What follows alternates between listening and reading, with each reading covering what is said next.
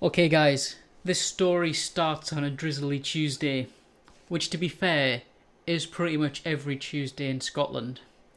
There I was going about my business, following a bus, the bus chips up a stone, and boom! Chip in my windscreen. So, I've been doing some research online about the cost of companies such as Autoglass and Halfords to fix this problem. However, while I was perusing the shelves in Halfords looking for things that I can't afford, I came across this. A rain.x do-it-yourself windscreen repair kit. Apparently it saves you time and money. So, let's have a look.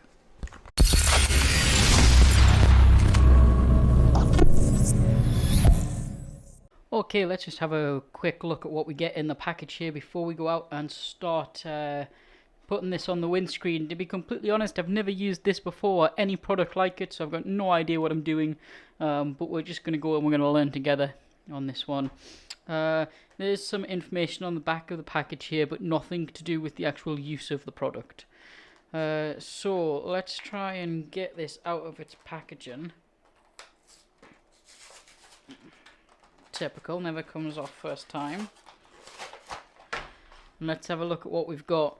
Right, oh, that's quite a weighty instruction manual. I'll read through that in a second. Other things oh god, this smells quite strongly once you open it. Probably should have done this outside. This is the mount that sticks on the windscreen, and we screw the applicator into here. I know that much. Yep, seems like good quality.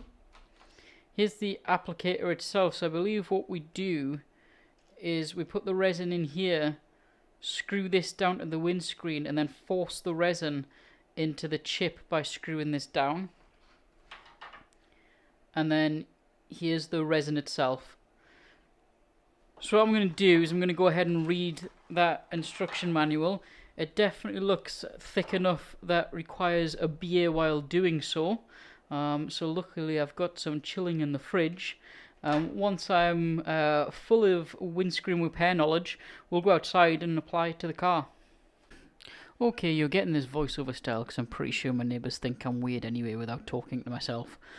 I forget I'm filming a YouTube video in the first bit here and I'm getting in the way of the camera, but what I'm doing is I'm adhering the applicator part with the suction cups to the windscreen, so I'm just pushing that down until it feels solid.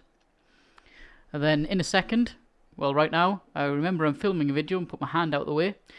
This is the resin chamber. We have to screw this down until the rubber tip on the end makes good contact with the windscreen. This is basically making sort of a watertight seal.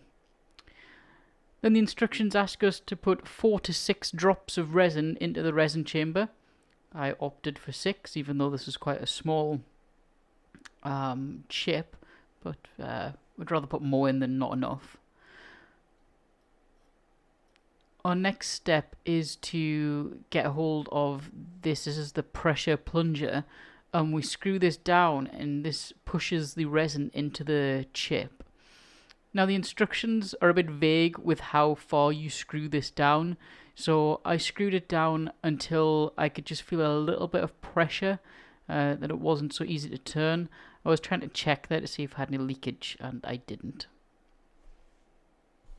And now you do whatever you want for the next 4 to 6 minutes while the resin seeps into the chip. Isn't that right, Ben? Okay, next, the instructions ask us to back out the pressure plunger from the resin chamber. This doesn't take as long as I took over it. I didn't realise that the rubber end kind of grips a hold of it a little, so you only have to screw it out a bit, then pull it straight up, and it comes out. But I do get there eventually. Once we've taken it out to let some air into the chamber, we just screw it back down again. This is causing a little bit of air pressure inside the chamber and just forcing any remaining resin into it, into the chip, and displacing any air bubbles.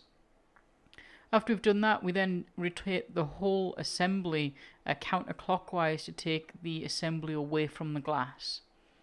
Once it's away from the glass, we can then release the suction cups, which is quite difficult one-handed when you've got a camera in front of you.